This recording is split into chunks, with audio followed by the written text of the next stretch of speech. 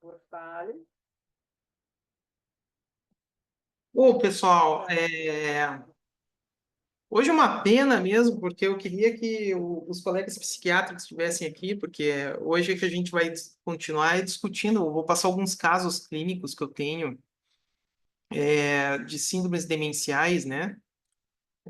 Eu acho que o pessoal que está aqui hoje não vai pegar muito isso, a não ser que apareça, né, para Juliana um caso de demenciado para ela tratar, né? Que não é incomum, né? Às vezes, muitas vezes os pacientes acabam procurando dentista aí para refazer as próteses, né, Ju? Não, mas olha só, um caso de demenciado, assim, eu não vou, eu não tenho competência, eu vou encaminhar para o médico. Entendeu? Isso eu deixo com vocês aí, Manda tudo para com os... Letícia. Eu tô com os casos. Doutora Manda tudo para Letícia, Letícia. Doutora já Letícia, mandei é isso vários aí. para ela, Vamos só deixar, entendeu? vamos só ficar Pode com mandar. bruxismo e vamos deixar tudo para É, Letícia. dor facial, bruxismo, pode mandar. Isso, Agora, é isso aí, demenciado não é é isso comigo, aí. não. Essas coisas aí vamos deixar tudo para Letícia. Tá, pode mandar. Bom, essa primeira paciente aqui é caso clássico de paciente com demência, 4 anos, começou com lapsos de memória. Começou, primeiro ficava muito eloquente, depois começou a ficar apática, depois começou com perda de altos cuidados, muito impaciente com explosões de humor, começou a ficar agressiva, inclusive agrediu a filha, a Selma, e começou a confundir muitos objetos, né? Então confundia sabonete com shampoo, deixava as atividades rotineiras, ela morava sozinha nessa situação, então os filhos, quando reencontraram ela, encontraram a casa numa situação deplorável, né? De antecedente, ela é portadora de glaucoma, e quando ela veio aqui fazer a avaliação, ela já tinha um minimento de 16 de 30 pontos, que então é um declínio cognitivo em estágio moderado para avançado, já estava usando donepezil e memantina e risperidona para controle de comportamento. E qual era o objetivo, no caso dessa paciente, para usar? Era controle de sintoma comportamental e tentar substituir a risperidona devido aos eventos adversos que a risperidona dá, né? A risperidona ela pode causar sintomas muito parecidos com Parkinson, parkinsonismo, então induzido por droga, né? E aqui vem a primeira coisa, já que nós estamos só a gente, eu vou discutir. Uma coisa muito importante nesses pacientes idosos, que eles têm sempre muitas comorbidades. E paciente com glaucoma, por exemplo, é um paciente que a gente não pode usar óleo isolado, né? O canabidiol isolado, ele aumenta a pressão intraocular. Então, isso é uma coisa que fica assim de dica, né? Sempre que vier um paciente para vocês que tenha glaucoma, independente da patologia que seja, ele não vai poder usar óleo isolado. Eu sei que é raro a gente usar óleo isolado, mas é bom lembrar que canabidiol aumenta a pressão intraocular e THC reduz a pressão intraocular, tá? Uma outra coisa que é uma pena que os psiquiatras não estão aqui em relação aos muitos pacientes com quadros demenciais, eles vêm para a gente tratar com fitocannabinoides, muitas vezes já usando várias medicações, inclusive antipsicóticos.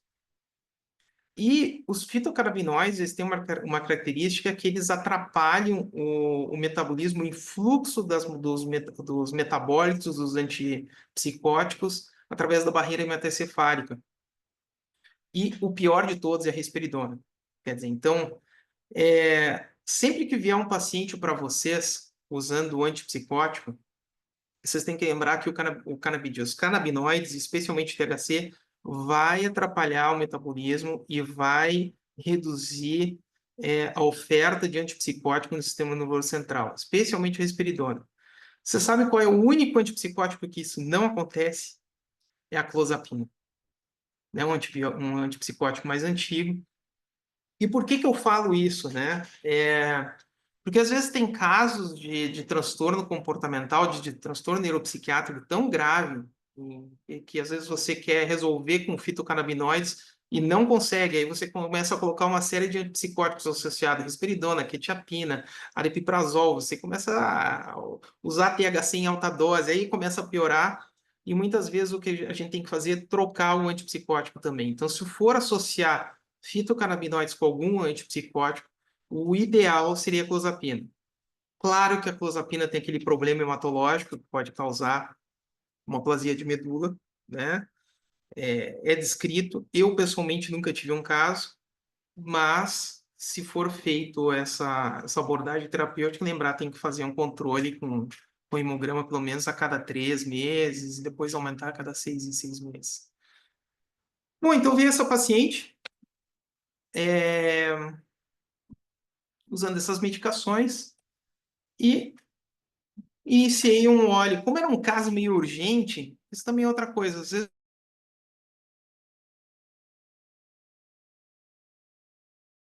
para hoje, né? Isso é uma coisa, semana, 10 dias, ó, tem que resolver o meu caso hoje, doutor, não aguento mais. Eu, como cuidador, estou muito estressado. E muitas vezes aí a gente opta por um óleo que às vezes tem à disposição na farmácia, como é esse, que é da Green Care, né? E muitas vezes eu começo com esse óleo que tem à disposição na farmácia e depois eu faço a importação, né? Muitas vezes.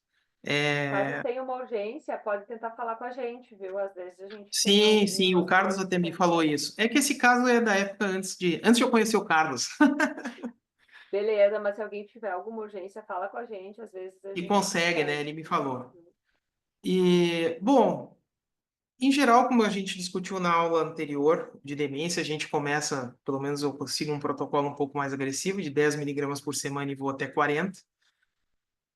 E essa paciente teve melhora comportamental, com redução da apatia, agressividade, melhora da qualidade do sono, e depois de 45 dias eu consegui suspender a risperidona. É óbvio que, com tudo isso que eu coloquei de canabidiol e THC, a risperidona já não estava funcionando tão bem.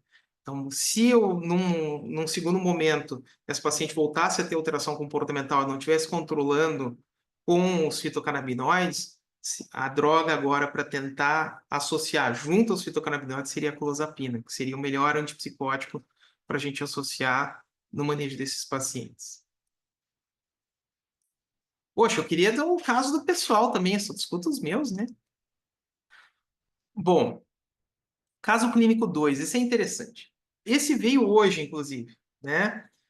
Esse é um paciente que ele trabalhava na área portuária de Santos e no aeroporto de Guarulhos. É o cara que trava as nossas importações da Shopee, é esse cara aqui, entendeu? E aí ele começou, durante uma semana, a ficar meio desconexo. Os colegas de trabalho começaram a notar que ele estava meio identificado, apático, pediam para ele fazer algumas tarefas e ele não fazia, com uma falta de iniciativa. E em casa começou a iniciar com uma agitação psicomotora. E a gente resgatando a história, vê que já tinha já uns 2 anos de evolução, que os familiares em casa notavam que já tinha alguma alteração comportamental, especialmente a apatia. Ele tem um antecedente de epilepsia desde a infância, parou o tratamento há 33 anos, é um paciente que tem 68 anos, portador de diabetes. E aí, mini-mental dele 21/30, então era uma demência em estágio intermediário. Ele já veio com a ressonância, veio com eletroencefalo com identificação difusa. Eu pedi um PET-CT para ele, mostrando um hipometabolismo parieto-temporal bilateral. Para quem aqui não é da área, isso é típico de um paciente com Alzheimer, né? É um padrão que a gente vê na cintilografia cerebral, né, sugestivo de demência de Alzheimer. E na ocasião eu acabei pedindo a dosagem de beta-amiloide no sangue que a gente tem à disposição hoje e veio positivo, ou seja, mais uma informação compatível com demência de Alzheimer. No caso, a ideia seria melhorar a apatia, reduzir os episódios de confusão mental. E esse caso é muito interessante porque fiz o que eu sempre faço, os 10 miligramas por semana, com alvo em 40, e esse paciente ele teve melhora da redução da apatia, remissão da confusão mental, melhora da qualidade do sono, e ele estava até usando risperidona que um outro filho estava dando, que eu não sabia, né? E depois eu fiquei sabendo e aí consegui retirar também a risperidona dele. Mas o que é interessante é que ele procurou um outro colega neurologista, o filho levou ele para fazer um outro colega neurologista, e o colega neurologista não sabia que eu tinha feito o exame sérico de beta-amiloide e dosou os biomarcadores no líquor desse paciente, né? Que vieram normais depois de estar usando o canabidiol. Isso foi, quando eu apresentei isso na reunião de speakers da Green Care, eu quase fui executado, porque tinha um membro da academia de neurologia, do departamento de neurodegenerativa, Ele disse que eu não poderia comparar um método com outro, que são diferentes. E eu disse que, óbvio, eu não estou comparando. A informação está aí. Ele era positivo antes, e agora tem um biomarcador no líquor negativo. É mais fácil ser falso negativo o sérico do que o contrário. Mas eu acabei repetindo os biomarcadores dele novamente, agora esse ano. E, para minha surpresa, o índice AB1, que é beta-amiloide, melhorou muito. E ele clinicamente melhorou. O mini-mental dele foi de 21 para 26, né? Então é um paciente que ele melhorou a apatia, melhorou o mini-mental, melhorou o biomarcador. E isso é algo que eu ando vendo com uma frequência nesses pacientes quando pegando em estágio inicial e intermediário, que vale sim a pena você iniciar os fitocannabinoides, pensando também na evolução da doença. E isso a gente vê em biomarcadores. Esse já é o segundo paciente que eu faço dosagem de biomarcador, que eu vejo melhora clínica e de biomarcador. Então, tudo aquilo que a gente passa para vocês como posso dizer, de estudos pré-clínicos, que os fitocannabinoides são anti-inflamatórios, que eles melhoram o clínice de proteína tal, de proteína beta-amiloide, sim, isso se vê na prática clínica e corresponde ao resultado que a gente vê nos biomarcadores, né? Inclusive, vou ver se eu faço o pôster desse para o Congresso de Neuro. Posso fazer um comentário, perguntar uma coisa? Pode. Eu tenho pensado no perfil dos pacientes que apresentam demência hoje. Eu não sei se é uma coisa de geração, tá? De época, mas não chega para mim ninguém que era usuário crônico de maconha demenciado. Chegam alcoolistas, né? Pessoal usuário de álcool. Agora, Ah, nenhum entendi. idoso meu com Alzheimer fumava maconha. Alguém Ou, tem digamos, um essa. idoso que confessa que usou maconha, que usa maconha, que seja demenciado. É verdade. Nunca... Será que não conta? Será que não se usava na época? Ou será que eles não demenciam tanto quem fuma maconha? Alguém já pesquisou isso? Olha, eu acho que ninguém... Eu Olha, nunca é só vi... você nesses grupos aí dos Harleys Davidsons da vida, Aham. e aplica esse questionário aí, vamos ver. Se Então, tiver, porque se não, assim, se 100% deles É, não tiverem nada, é meus porque pacientes, tudo assim, bem, mas 100% aí, usam pessoa mas mais maconha. aí, mas não aí a gente tem que fuma, não lembrar uma bebe, coisa. não. A maconha fumada tem a questão da queima, né? Aí o paciente talvez ele não morra de demência, ele infarta antes, né? Pois é, É. será? Então, a gente tem que fazer uma pesquisa e tirar os vieses aí. Aí teria que tirar o verso.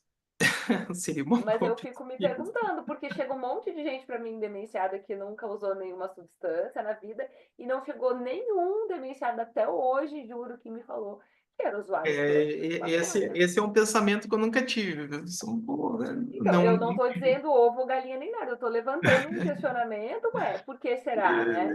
Será que por é que uma será? geração hoje, que está idosa hoje, que tinha muito preconceito, aquela coisa? Ou será que morre antes de outra coisa? Ou será que não demencia? Ou será que não conta? Eu acho que a gente tem que pesquisar. Eu vou Só lá, não vou seguir a sei, dica do só não doutor sei se Começa a Paulo. nas academia, concessionárias da Harley Davidson, começa a Boa, aplicar esse só não boa. sei se a método. academia ia ver com bons olhos esse estudo. Então, tem Você tanta sabe coisa que que a eles não academia. veem com Não, bons olhos. para você ver como é questão do preconceito, ó, eu sou um cara muito chato do ponto de vista de medicina masculinista. Eu sou, assim, um crica do universo, entendeu? Sou quase beirando o escroto, eu admito. Então, se eu passo essa informação, é porque, assim, realmente aconteceu, né? Mas tem gente que é muito preconceituosa, que não quer nem saber. Então, por exemplo, o que me surpreendeu foi ter uma reunião de speaker da Green Care, quer dizer, o cara estava lá para ser speaker, né? Então, o mínimo que o cara tem que ter, pelo menos, é a expectativa que funciona, né? Tem um estudo que saiu, não é bem um estudo, que saiu semana retrasada, que eles falam assim, se o negócio é bom, tem que ser que nem um pudim, né? Tipo assim, para você provar que é bom, o pudim, para saber se é bom, você tem que provar, né? Esse é o título do artigo. E eles pesquisaram no ambulatório deles pacientes com comprometimento cognitivo leve, ou seja, aquele que não é demenciado, mas queixa-se de lapsos de memória e que é um paciente de risco para evoluir com uma demência. A gente sabe que CCL, 40% dele pode evoluir para demência de Alzheimer, né? E a maioria desses pacientes, hoje, né, os 78% deles topam tomar canabidiol na expectativa de reduzir a evolução para um Alzheimer. Então, acho que o preconceito diminuiu muito, né? Foi, por exemplo, um estudo que saiu recente, né? Eles não fizeram ainda esse estudo, só disseram, ó, o pessoal, os pacientes estão dispostos a usar canabidiol, quem tem comprometimento cognitivo leve, para evitar uma demência de Alzheimer, né? Então, acho que o passo é isso, acho que é estudar agora as moléculas, né? Eu não sei se tem algum, por exemplo, para enxaqueca a gente tem isso, de usuários de cannabis, fumar, queima, né? Que tem menos dor, né? E também até para dor crônica isso existe. Agora, para demência, ainda não. Mas é uma boa, uma boa tese.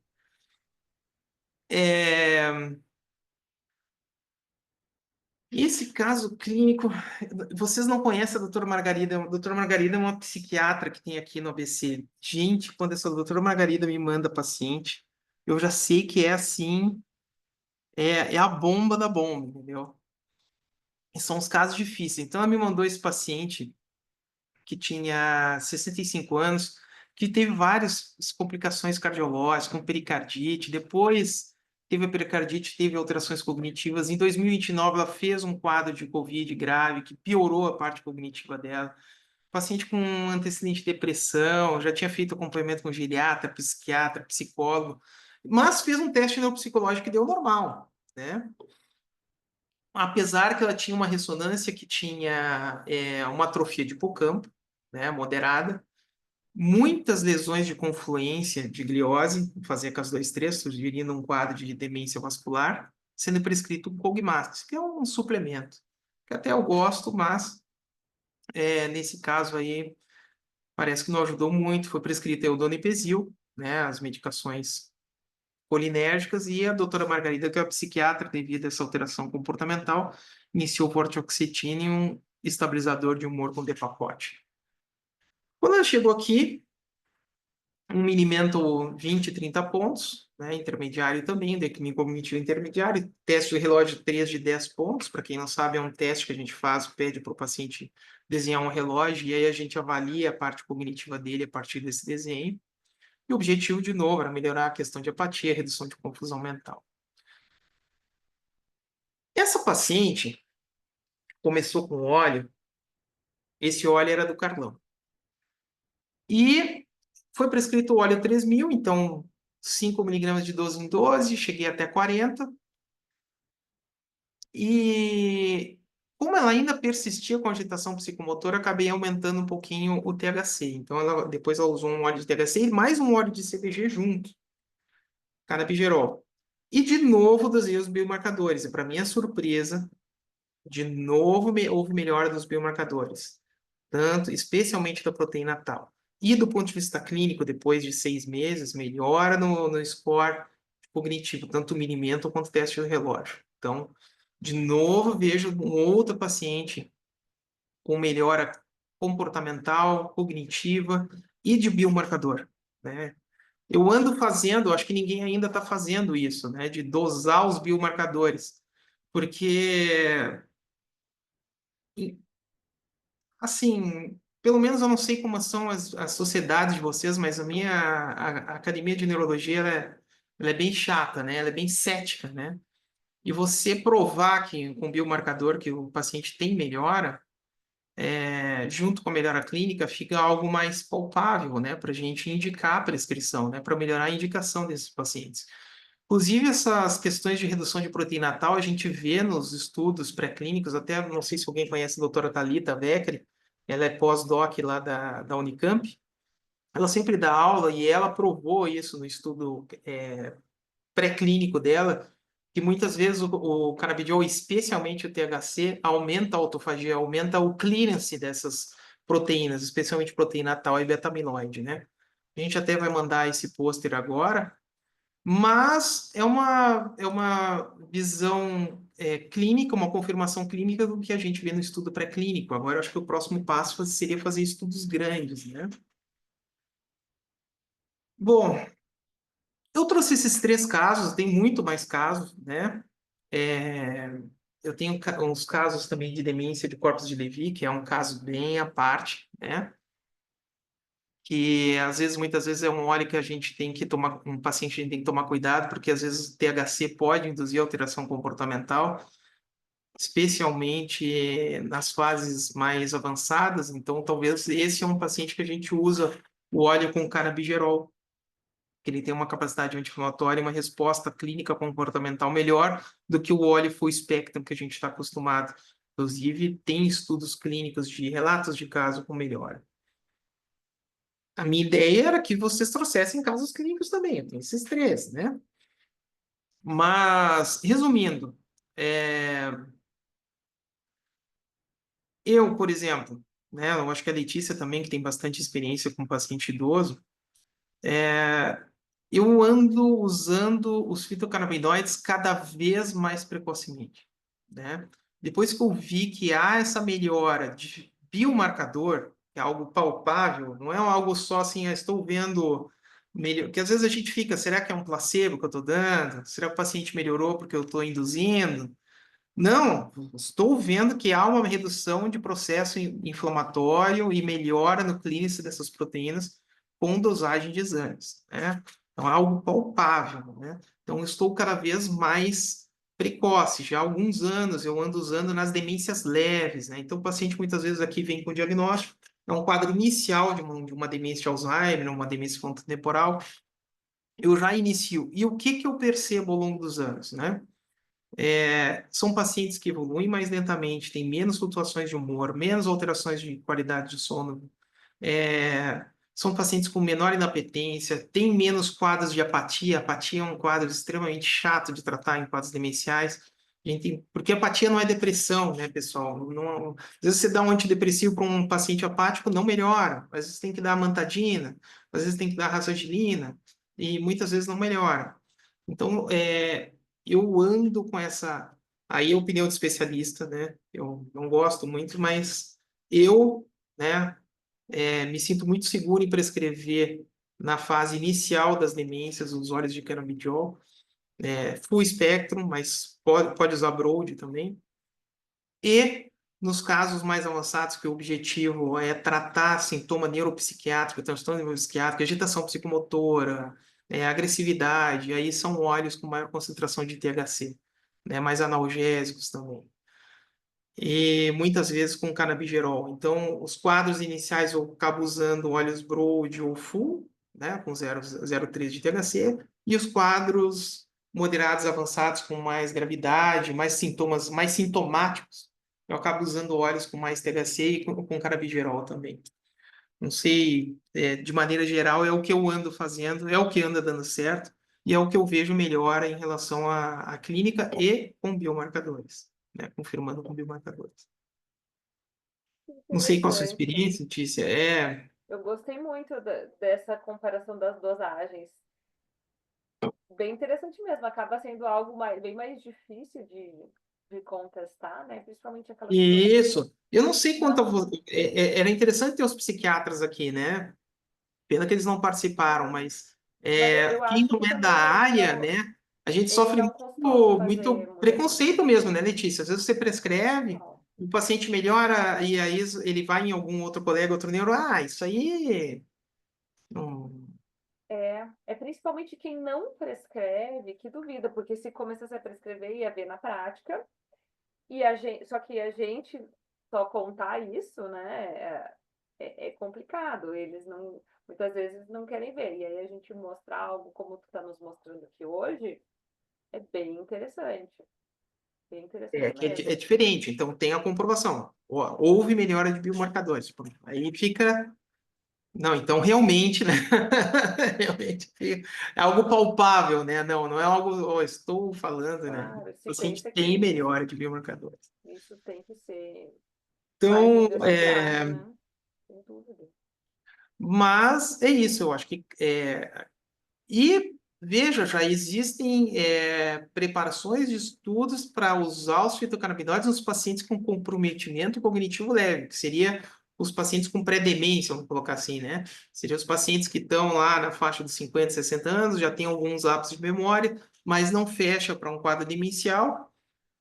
e já estão pensando em fazer esse estudo, né, e acompanhar esses pacientes, que eu acho que vai ser bem, bem interessante. E aí talvez a gente tenha a resposta da pergunta que você falou, né? Então, Bom, é algo que eu estou pensando em estudar também, né? Pegar esses pacientes com comprometimento cognitivo leve, prescrever o óleo e acompanhar esse ao longo de uma janela de 5 anos, né? olha, muito bom. Certamente há espaço para a gente fazer esse tipo de pesquisa, e eu tenho a impressão, né, pelo que a gente vê na prática. Quando eu falo de demências ali, principalmente Alzheimer, eu acho que o que a gente precisa é entender como a gente vai demonstrar, como a ciência vai mostrar o que a gente já vê na prática, porque é incontestável que há melhoras, óbvio que não é 100%, óbvio que precisa haver uma escolha de canabinoides dependendo da sintomatologia e do estágio da doença, como você acabou de falar. É óbvio que precisa ter ajustes e outras coisas, e que algumas pessoas não vão poder usar, não vão tolerar, né? Como em todos os medicamentos. Mas eu costumo dizer até uma coisa para quem argumenta muito, assim, eu acho que é uma doença tão devastadora para a pessoa, para todos os envolvidos, para a sociedade, e a gente não tem tratamentos que sejam muito bons. E se essa pessoa que está lá for uma das pessoas que responde muito bem, eu vou estar negando a essa pessoa a possibilidade dela usar algo que pode lhe trazer um benefício muito grande. O quanto eu não posso estar sendo negligente de dizer para um paciente assim, não, isso não se usa, isso não pode. Poxa, tem tanta gente que usou e que melhorou, né? Visivelmente, casos foram para mídia, inclusive, conhecidos, e esses casos que foram para mídia sei lá, menos de 1%. Tem tantos outros que também melhoraram muito e não foram para a mídia, estão dentro das suas casas, tendo benefício. E se essa pessoa não tivesse tido a oportunidade de usar, porque o seu médico tivesse dito não pode, não tem evidência, não funciona, é ilegal, como a gente ouve alguém falar muito erroneamente, é ilegal, seu puro desconhecimento. Eu acho que a gente não deveria negligenciar, negar para essa pessoa a possibilidade dela utilizar algo que pode melhorar. Talvez ela seja alguém que não vai melhorar muito, alguns pacientes não É, melhoram muito, hoje em mas dia, ela para pode ser vocês alguém terem que vai. uma ideia, a neurologia agora está começando a iniciar os tratamentos com medicações anti-amiloide, né? E os anticorpos monoclonais. E os últimos dois tipos de anticorpos monoclonais, o resultado foi nulo, né? E a FDA liberou o uso dessas medicações e o preço é absurdo. Nós estamos falando de tratamento de US$ 70.000 ano, né? Para E essa muitos pessoa, colegas prescrevem, né? US$ 70.000 ano, já está começando, já tem alguns colegas aqui no país que estão prescrevendo, mas não prescreve o canabidiol, né? Não prescreve o canabinoide, sendo que a impressão clínica e laboratorial, agora, não é só clínica, né? É isso que eu estou querendo dizer. A impressão laboratorial que tem melhora também dos biomarcadores, né? De novo, é uma pena que a gente não está aqui com os psiquiatras para trocar uma ideia, porque tem muita coisa da área deles também que eu queria trocar figurinha. Mas eu acho que é isso que eu tinha que passar para vocês hoje, né? Ficamos, então, para março, nosso encontro vai ser em março. Agora sim, dia 11, Alexandre. Agora sim, Maurício. Agora vai, hein? Doutor Humberto. Agora é dor crônica. Agora é para vocês, hein? A próxima março. eu vou incomodar o Março pessoal lá no grupo, então. Vamos lá, dia 11 de março, já vai ter passado o ó. carnaval, todo mundo vai ter Alexandre, voltado à doutor vida Maurício, normal. doutor Humberto. Isso é para Vamos vocês. aí. Isso é para vocês. A aula feita para vocês. Assim. Botar aula especial. Doutor Maurício, doutor Alessandro, doutor Humberto, doutor Juliano. Só para quem gosta da dor. Tudo bem. Olha, pessoal, obrigada mais uma vez por vocês estarem aqui Obrigado. hoje.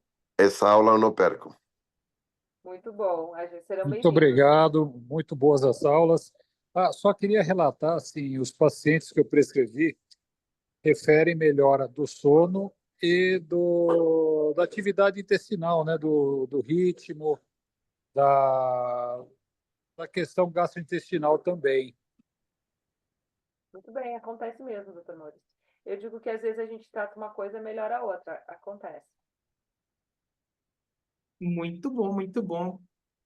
Bom, Prazer recebê-los. Mais uma preceptoria. Doutor Carlos, alguma mensagem final para o pessoal de hoje? não desistam. Não desista.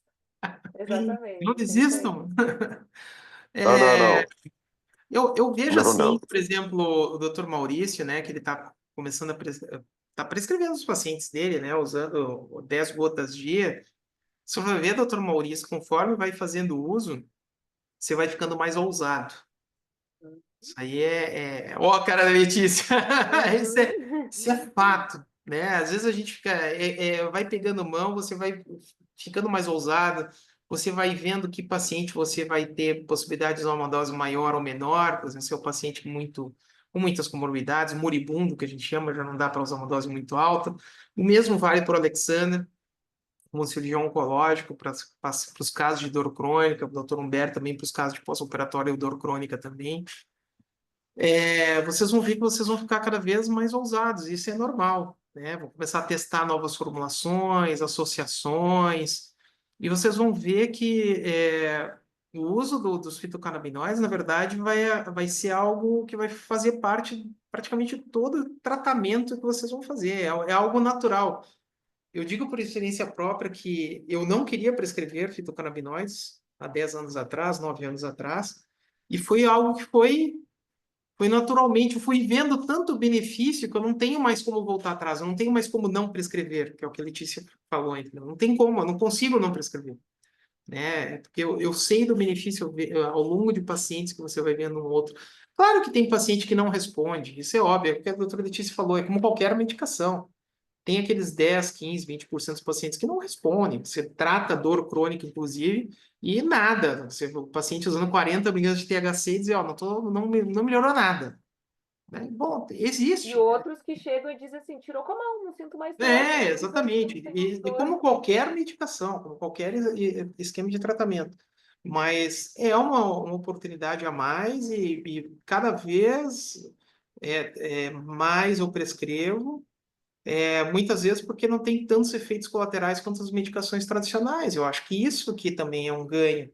Tem a questão do custo, do preço, mas se a gente vai botar na balança o que você acaba tirando ao longo do tempo, por exemplo, esses pacientes de neurodegenerativo, vamos colocar de maneira geral, não só Alzheimer, botar todas as demências, Parkinson, tudo junto.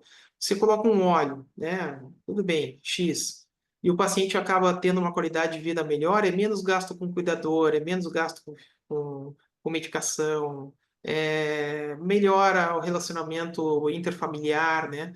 Às vezes tem casos que são muito dramáticos em casa, né? Isso é custo, aí a família acaba perdendo dia de trabalho porque tem que cuidar do idoso que está em delírio 1. Então, tudo isso tem que entrar na conta, né? E muitas vezes você consegue isso com os fitocannabinoides, coisas que antes eu não conseguia com as medicações tradicionais. Não conseguia com a risperidona, não conseguia com a quetiapina, não conseguia com a clozapina. Eu tinha que fazer associações mirabolantes para ter o mesmo resultado que eu tenho às vezes com óleo de canabidiol, né? É isso. Maravilha, gente. Vão descansar, devem ter Carlos, trabalhado bastante é, hoje. Fala aí, doutora Alexandra. Fala, doutor Alexandre. falar, só para dizer que eu não falei nada, né? Cara, eu gosto das aulas assim, fora do meu tema, porque eu sou de uma região que quase não tem prescritor. O que me acontece, às vezes, é especialista, assim, colega, pedir, que nem tem. Tem 3 pacientes meus que têm Alzheimer. Que dois foi o geriatra que pediu para prescrever e o outro foi o neuro. Eles fazem um acompanhamento, pede para poder fazer prescrição, faço prescrição, acompanho junto. E eles fazem segmento. Então, acaba que essas aulas assim me ajudam muito nesse apoio. Outra coisa, pergunta. Não aconteceu ainda comigo, graças a Deus, tomara que não aconteça. Essa questão dos pacientes que não respondem.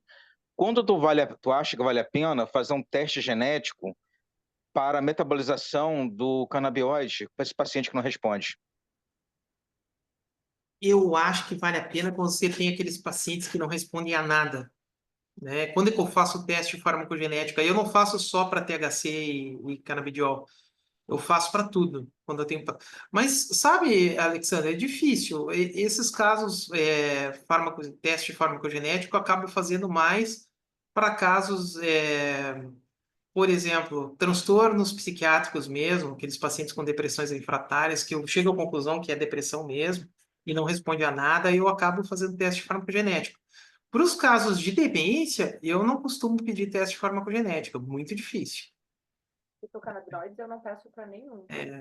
Eu acabo não pedindo. Eu uso o teste farmacogenético mais para pacientes psiquiátricos, quando eles já usaram várias medicações com fracasso clínico, né? E aí eu acabo usando o teste farmacogenético para escolher uma medicação tradicional, vamos colocar assim, que seja mais adequada, e ver se eu não vou ter fracasso também com os fitocannabinoides, né?